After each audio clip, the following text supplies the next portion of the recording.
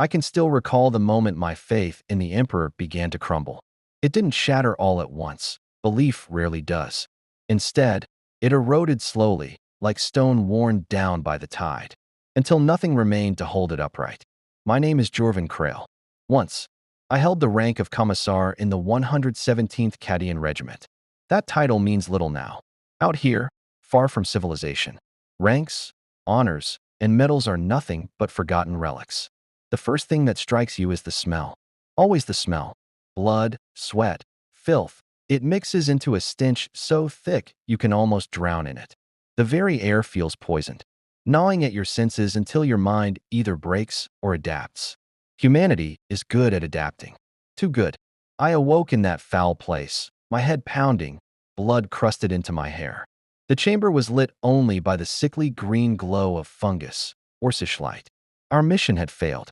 What was meant to be a simple strike against an isolated outpost had turned into a trap. How they knew we were coming, I cannot say. Treachery or blunder. It makes little difference when the result is the same. The floor beneath me was rusted metal grating, slick with fluids I dared not identify. Overhead, crude sheets of metal were hammered together to form a roof, dripping with condensation. Around me echoed the low moans of other prisoners. Though I couldn't see them clearly, I knew the chamber stretched far. Cages lined in rows disappearing into shadow. Commissar. A weak voice came from my right. Commissar Krail, is that you? I turned, wincing as pain lanced down my neck. From the darkness, a battered face emerged. Trooper Varun, one of my scouts. His left eye was swollen shut, dried blood streaking his cheek. Report, Trooper. I rasped, my voice raw from thirst. He gave a bitter laugh. Report? Sir, there's nothing left to report. The mission's over. The platoon's dead. We're prisoners now. I ignored the edge in his tone. Discipline seemed hollow under such circumstances. How many survived? Maybe 20. The rest were either killed in the ambush or executed afterward. The orcs made examples of the officers. You're alive only because you were unconscious. They like their sport awake. His words lingered, sport. At that moment, I didn't understand what being entertainment for the orcs truly meant. That grim knowledge would come later, and with it, the first cracks in my faith. The sound of heavy footsteps cut short our conversation. Metal clanged as something massive approached. Instinctively, we both pressed against the far corners of our cages. The steps stopped, followed by a guttural laugh. New meat awake. A brutish face appeared at the bars. Its green skin glistened under the fungal light, eyes glowing red with cruel delight. It wasn't the largest orc I'd seen, but still towered over any human. Muscles knotted beneath scarred flesh. You got the fancy hat, it growled. Boss says you special. You last longer, maybe. I said nothing, forcing myself to remain composed. The Commissar's handbook had no page on how to conduct oneself in an orc cage. Officially, we are to die before capture. And yet here I stood, captured, breathing, clinging to dignity. The orc grinned, jagged metal teeth gleaming. Silent, don't worry. All humies talk. Or scream. Screaming good too. It barked a laugh, harsh and metallic. Food soon. You fight good. You eat good. You fight bad. You still eat, but maybe lose some bits first. With that, it moved along the cages, jabbing prisoners with a sparking rod. Each touch drew a scream, and the chamber soon filled with the sound of agony. A twisted choir echoing in the dark. What did he mean by fighting for food? I asked Varun once the orc had lumbered out of earshot. You'll find out soon enough, Commissar, he said flatly. His voice was drained of hope. They don't just feed us. That would be too simple, too merciful. The orcs turn everything into a spectacle. Our pain is their amusement. Before I could press him further, a deafening alarm blared, echoing through the chamber until my skull felt as if it would split. The reaction from the prisoners was immediate and chilling. Some curled into themselves, rocking as though trying to block out the sound. Others stood stiff and trembling, waiting for what came next with a mixture of dread and anticipation. Varun closed his eyes and whispered a prayer under his breath. At the far end of the hall, massive iron doors ground open, and light spilled through, illuminating a pit below. Around it, a mob of orcs gathered, shouting, laughing, jostling for position. Later, I would understand their frenzy for what it was, betting. Wagers on our suffering. One by one, Cages were unlatched from their chains and lowered into the pit. Each held a prisoner. Some fought wildly against the bars. Others remained strangely calm, already resigned. As the cages reached the bottom, they opened, releasing their captives into the arena. At the pit's center lay a heap of rancid meat, crawling with maggots but still recognizable as food. And then I understood. Fight for food. Fight each other. Fight to live. What followed was worse than any battlefield I had known. Guardsmen, soldiers trained to fight, side by side, turned on one another like starving animals. Brothers in arms clawed, bit, and struck, driven by hunger and terror. The orcs roared with laughter, pelting the arena with stones and scraps of metal, sometimes targeting specific men, sometimes just stirring the chaos further.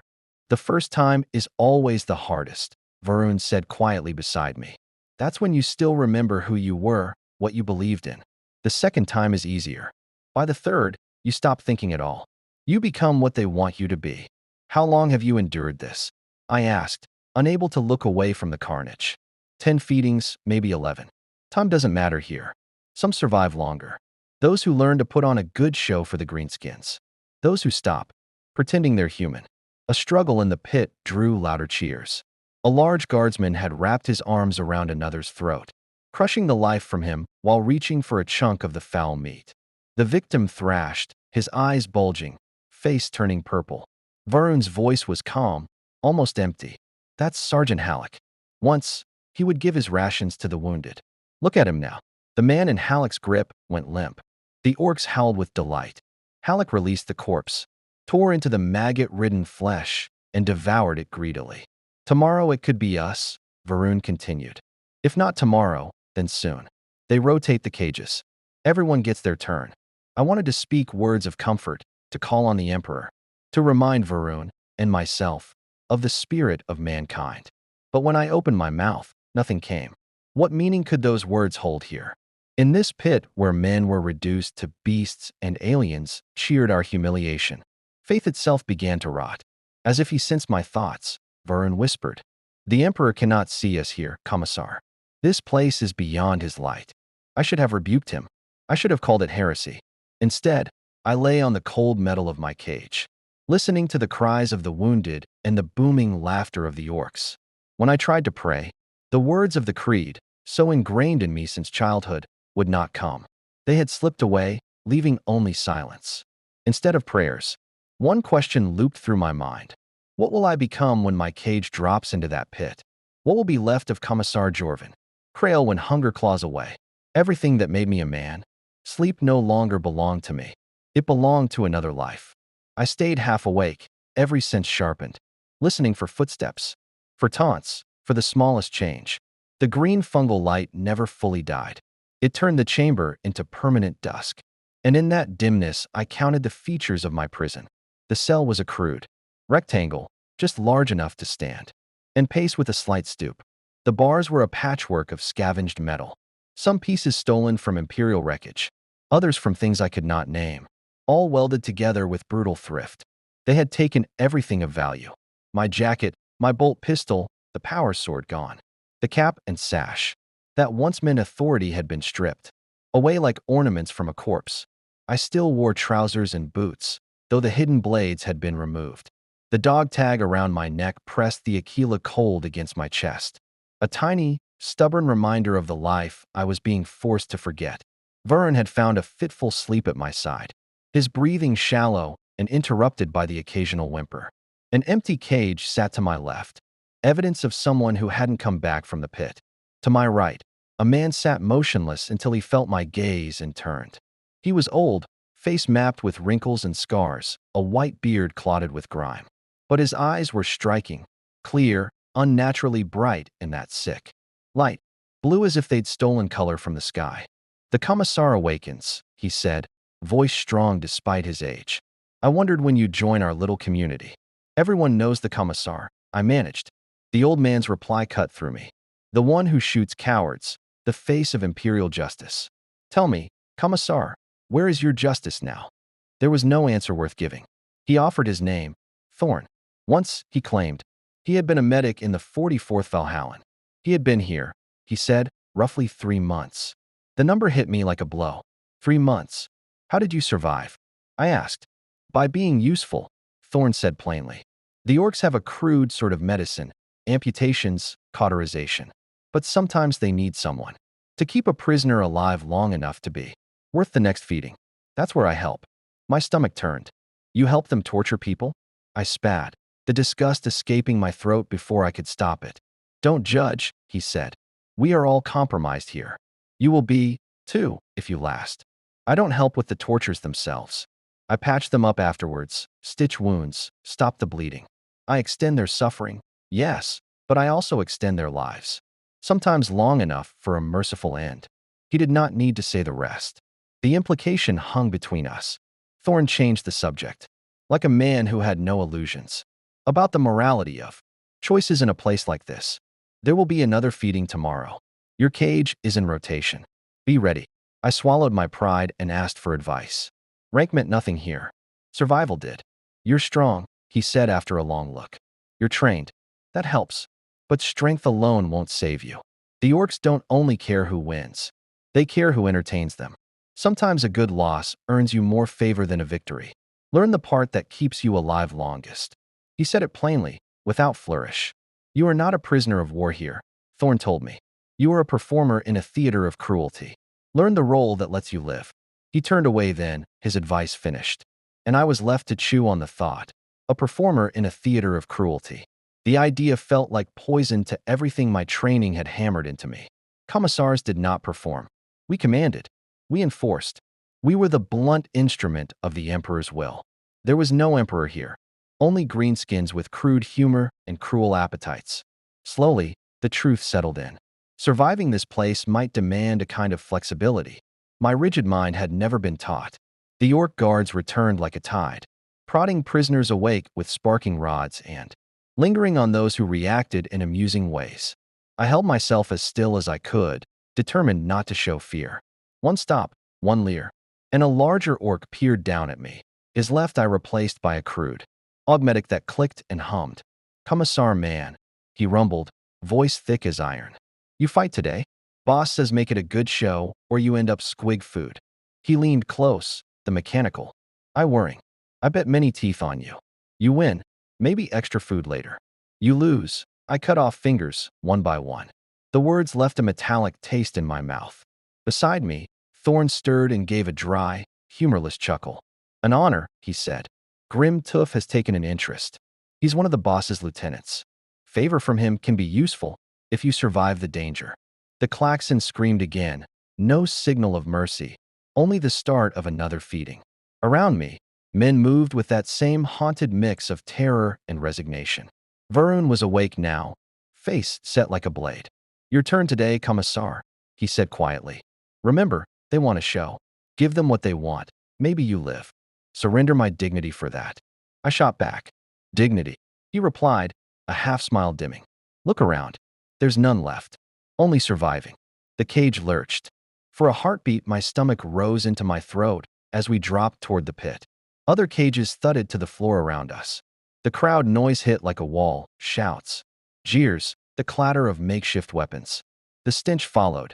Sweat, fungus, oil, an odor that cut even through the prison's permanent reek. My cage slammed onto the pit floor. Across from me, 3 other prisoners landed, Corporal Deshin, heavy weapon specialist from 3rd Platoon, and 2 men I didn't know. One was already breathing hard, eyes wide with panic. The other pressed himself against the pit wall as if trying to become invisible. A huge orc with a face carved into permanent malice stepped forward. Scars crisscrossed his torso. Crude tattoos curled over his arms. And a necklace of human fingers clicked against his chest when he laughed. Today's special, he bellowed, voice booming over the crowd. We got Commissar Man, Big Boss Yumi, who shoots his own boys. Now we see if he good at fighting or just good at killing scared dummies. The mob roared. Anger flared hot and bright inside me, nearly drowning the fear. I vowed, in a small, burning place in my mind, that if I survived I would make that orc pay. The cage doors creaked open. For a long beat, none of us moved, measuring the pit, each other, the odds. In the center lay the usual heap of meat, foul and crawling, and a few battered containers. That might be water. The orc leader's hand made a throat-cutting motion. No translation needed. Dishin moved first, sprinting for the pile with the desperate speed of a man who'd been starved. One stranger followed. The third man slid back against the wall, trying to shrink away from all of it. The arena snapped into motion. I stepped carefully out of the cage, taking in the pit. It was larger than it looked from. Above, roughly 15 meters. Across, with a floor of packed earth stained dark, as if the ground itself remembered bleeding. The walls rose about 5 meters to where the orcs pressed shoulder to shoulder. High enough to trap us, but low enough to give every spectator a perfect view. Scattered around the arena were objects placed with brutal intent. A heavy length of chain, a splintered plank, a jagged shard of metal. Not real weapons, but tools that could be used as such. Another part of their show. Dishin had reached the meat and was locked in a clumsy grapple with the other man who dashed for it. They fought like starving animals, pulling and twisting for a scrap while the orcs above howled. The third prisoner, calm, watchful, sidled toward a metal shard, eyes narrowing. A thinker, and a dangerous one. I found myself studying him automatically. Posture, reach, the way he shifted his weight, because the truth struck me full. These were not comrades anymore. They were opponents. To eat, I would have to fight. To live, I might have to kill men I had once led, men I would have died to protect. The crowd's howl shifted, zeroing in on me. My hesitation was becoming its own provocation. The big orc pointed and shouted. The words drowned in the noise, but the meaning was simple: move or suffer. I stepped toward the food pile, ready to at least appear to take part. Dishin gained the advantage with a savage elbow to his rival's temple. The man crumpled. Dishin turned, clutching a chunk of meat, chest heaving. "Stay back, Commissar," he warned. "I respect your rank, but I fight for this." "Perhaps we can share," I said, keeping my hands visible. "Keep something of our unit." "Unit?" He barked a bitter laugh. "Look around. Unit's dead here. Only hunger. Only their entertainment," I said, pointing to the watching orcs. "Every time we cooperate, we deny them the show." For a flash, military logic flickered across his face. Maybe he believed me. Maybe for a moment I'd won something. An echo of order in the chaos. Then a blade sank into Dishin's back. The strategic prisoner had circled while we talked. He twisted the makeshift knife, pulled it free. Blood spattered the dirt. Dishin dropped to his knees, the meat slipping from numb fingers. The orcs roared. Their appetite for violence had been fed. Training took over. I moved before I thought. The attacker lunged. I sidestepped, used his momentum to throw him off balance, and struck the back of his knee with a precise, practiced blow. He folded. The shard clattered away, and I kicked it out of reach. Knees in his back, weight pressing, I forced him down. "Yield," I said, every word shaped by years of command. It was automatic, shaped by a world where orders mattered. He laughed then, a hollow, broken sound. "Yield? This isn't a duel, Commissar. This is a death pit. You don't yield here." The truth of that hit harder than any fist. This wasn't honorable combat with rules, referees, or meaning.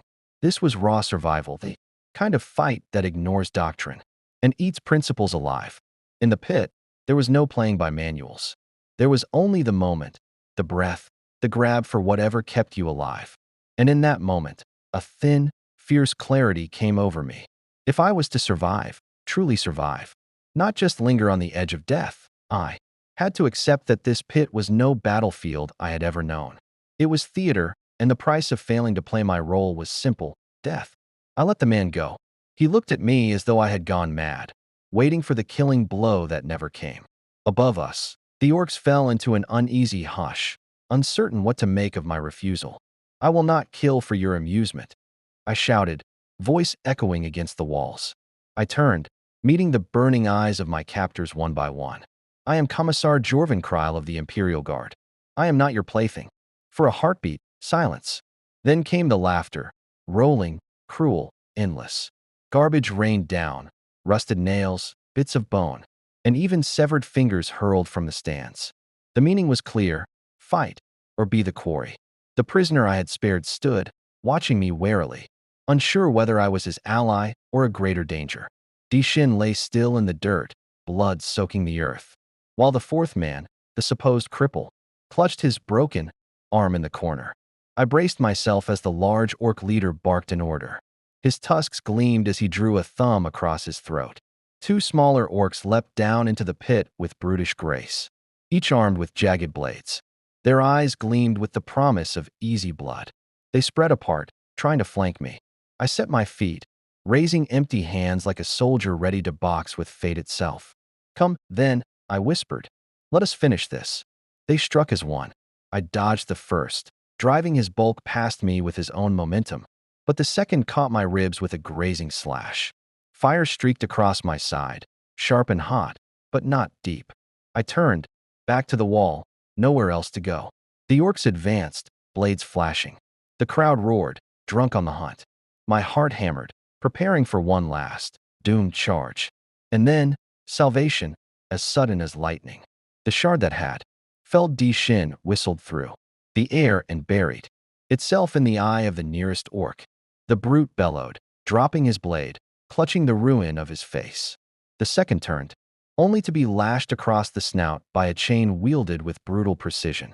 It was the fourth prisoner, the man I thought broken.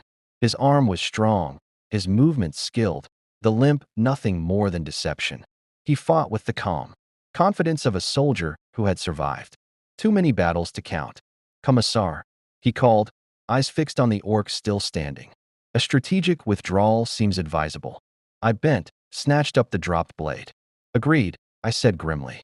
"Though our avenues appear limited, there is always an option," he answered, cryptic as a priest. Then, in a voice pitched high enough for the stands, he bellowed, "Is this the best you can offer? 2 runts against Imperial soldiers? Where is the sport in that?" The tactic was transparent, but effective. The crowd shifted, their laughter souring into jeers, not at us, but at the 2 orcs we'd bloodied. Orcs did not crave easy kills. They craved spectacle, worthy fights, and champions who endured. The leader silenced the noise with a single booming roar. His tusked grin spread wide, jagged metal teeth gleaming among the rot. He leaned forward on the pit's edge, eyes fixed on me and my mysterious ally.